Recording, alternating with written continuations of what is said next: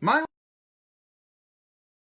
Furman Paladins, who are the last team in the Southern Conference, as it stands right now, to have won the national championship. The other three that won it out of the SoCon, they've all departed for bigger and better things. Furman, 1988, that was the last time a contemporary Southern Conference team won a national championship. So in some ways, it's Furman that's holding on the flag of the SoCon as that elite FCS football conference and all this.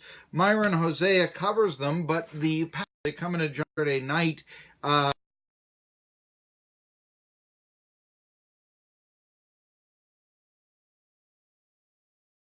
Which way these teams are going to go in 2018. So let me ask you here, Myron Hosea, first of all, Paladins seem to have a pretty good quarterback. Why are they? And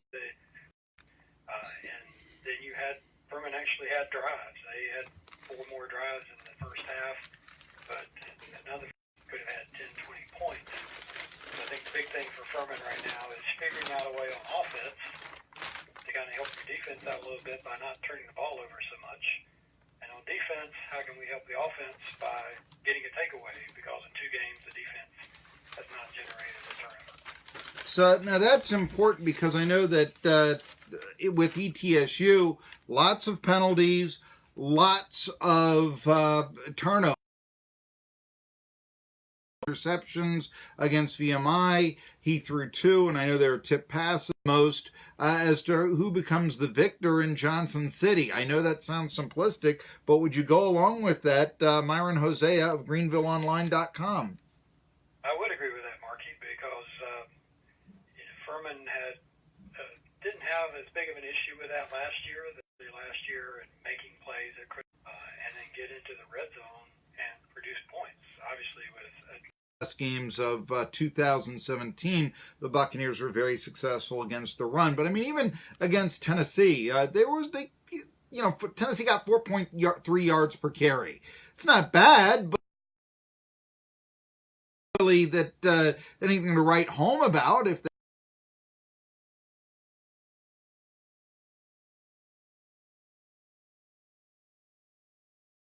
you.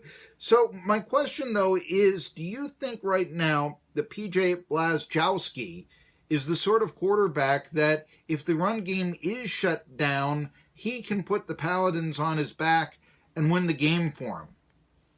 Well, part of the issue for the offense is PJ graduated last year. Oh, I'm sorry. I got I'm going off last year's box score. Forgive me here. So I sound very knowledgeable.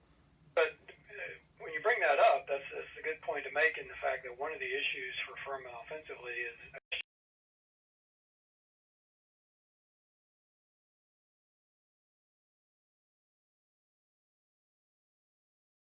SoCon opponents, and so he had those sorts of things that feed into being a good on-field leader.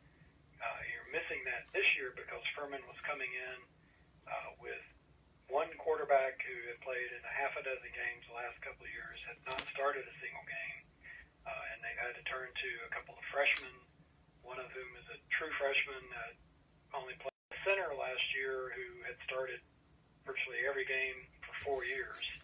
He's gone, so you've got a guy with some offensive line experience, but he's now started only 2 games at center. So up the middle in those key leadership roles on the offense, you've got really brand new people who are getting their first game action in those spots.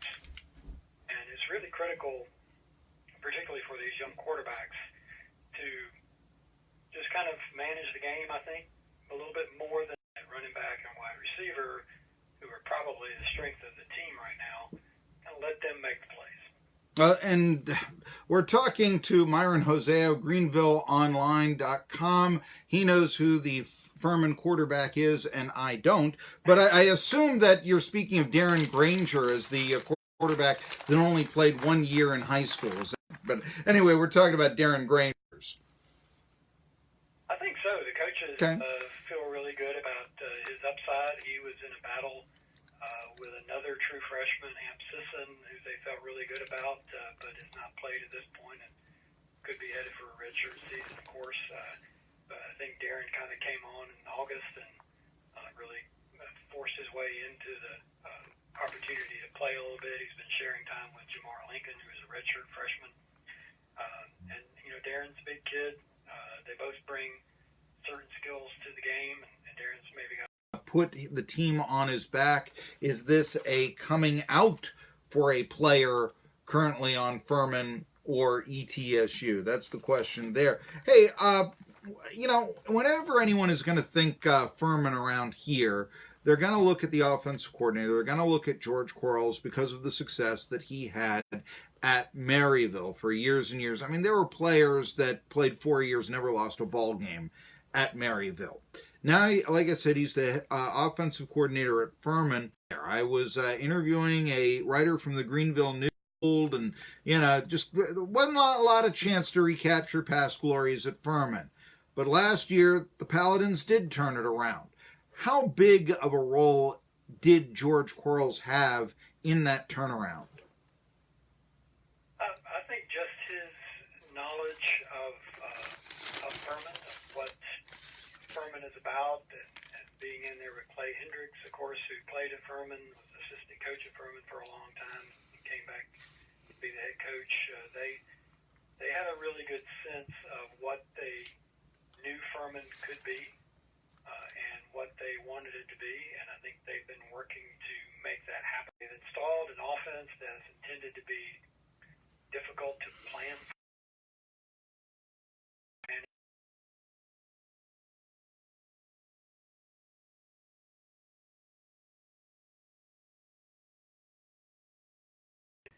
I just think his knowledge of football, his knowledge of the region, and his knowledge of Furman have worked in there with Clay and the other members of the coaching staff to really rejuvenate the program, because there is a very marked different atmosphere about the program, and I think with the fan base right now. And when that offense is clicking, it's a lot of fun to watch, too. So that gets people interested as well. Well, let me also ask you this, Myron Hosea of GreenvilleOnline.com. I know that Connor Shaw was supposed to be part of the staff coaching tight ends at Furman. And I remember him at South Carolina, and I guess he just got so hurt and banged up in the NFL, never could really find his spot. So he can't, but he left right at the start of the year that said to go after private business. I know Steve Spurrier had sent out some overtures and said, I'm coaching. Would you like to be my quarterback? And, first said, no, I'm coaching. And then it was to private enterprise. My question is this: have you heard anything on what Connor Shaw is doing today? I wonder if that offer is still open and we might not be seeing him play for Johnson City's Steve Spurrier again. And that's my question. Do you think there's any chance of that? Would not be surprised if that were to come to a possibility. I could see how it would. I really don't know. Yeah. Haven't heard any more beyond what was officially said. And that sort of thing, but I think your thinking makes sense for a lot of reasons. When he rejected Spurrier, sure, at that age, but then you think, well, maybe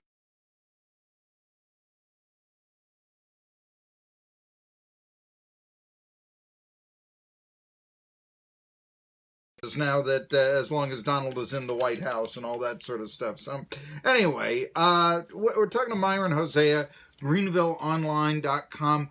You mentioned a new center for Furman. They're going to have to protect the passer. Is this a team that can keep their quarterback upright when the blitz comes?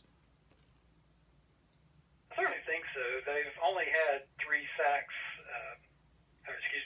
sacks by their opponents through 2 games, which is a good amount, but only for 25 yards. But, to some degree, Granger and Lincoln can help with that.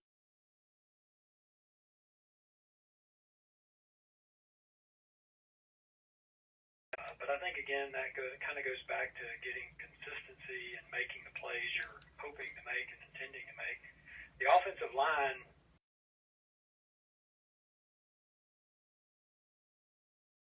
they've got a lot of guys who, even though they're young, what ETSU has shown Do you think the 17-point spread is accurate? Or, and I know, like, barely beating VMI, my first reaction after that was, oh my goodness, ETSU isn't going to win another game all year, that sort of thing.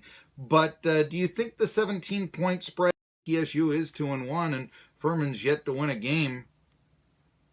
I would think that's a little bit high. Yeah, at least that's what it opened as. Particularly with ETSU being at home. Furman is used to playing on the road. 10 of their first 15 games now under Clay Hendricks have been on the road, with last week's home opener getting canceled. The thing with Furman, that off week that wasn't expected, sort of has given them the opportunity to zero. We have the opportunity to regain control of our season's destiny, if you will.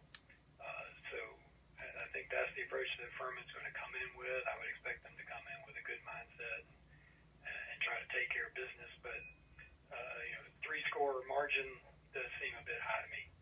Okay, well, there was a big loss to Clemson, 48-7, but everybody's losing to Clemson big. What about Elon, though?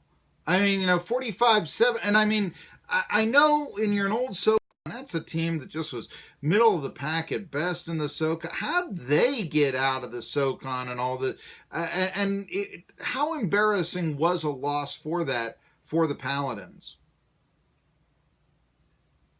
I don't know that I would call it as embarrassing as much as sort of bewildering. Mm-hmm. Because, as I mentioned earlier, Furman left a lot of points on the field in the first half with 3 turnovers total, 2 missed field goals. So it's kind of misleading. Even Clay Hendricks said when they were coming back from Elon that night, he felt that they had really, really, really played a bad game. But then when he looked at the tape for the first time, he actually felt better about it and knew that they were stopping a drive or missing points with field goals or actually resulting in points. A missed tackle here or there. The 50-something yard run that the kid had for Elon is a really great run. But you had a couple of guys in the middle there that could have made a play in the first 3 or 5 yards and just didn't get the play made. So I think from Furman's standpoint, they know that there's a lot of fixable things that could have just gone the other way, and maybe it wouldn't have resulted in a win at Elon, but maybe a different kind of game. Because, as I'm watching, Elon was up 21-0. Mm-hmm. Quarter, but Phoenix had to rally late and win it with a field goal in the last minute. So, even first quarter down 14-0, you're kind of thinking, well, this game's certainly not out of hand. But then by halftime, when it was a 4-score game and Elon scored on their first possession in the third quarter, I think it was done at that point, probably. But his players sort of have to try to make their own adjustments and assess their own performance as they try to come back from the loss. Well, Myron Hosea of GreenvilleOnline.com, let me just say, you remember those old T-shirts? I mean, they're real old. They would have Richard Nixon, and they'd say, he's tanned, rested, and ready. Do you remember those? Old enough to really remember. I was born in 71, but I'm not. But I remember those T-shirts when I was a boy and all this. So I'm thinking that Furman, we know they're rested. They're not tanned. They're wet. But are they ready? That's the question right here. Who do you think is going to win on Saturday? I'm leaning toward Furman, even though they're still a very young team. I think they have enough players that saw action last year, that saw what it takes to win 7 games in a row, 8 games overall, and make it to the second round of the playoffs. I think they know what it takes. They know what they've got to do to get there. It's just a matter of going out on the field Saturday night and making that happen. Well, Aaron Granger, is he ready to put a team on his back? He may have to, and that may determine which way these teams go in the 2018 season. Oh, yeah. I'm Marky, Billson. We come back, talk a little bit about the baseball pennant races. Of course, in the next hour, we've got Vols Wire's Dan Harrelson to join me. Tri-City Sports Now continues after this. Thank you, and I know how knowledgeable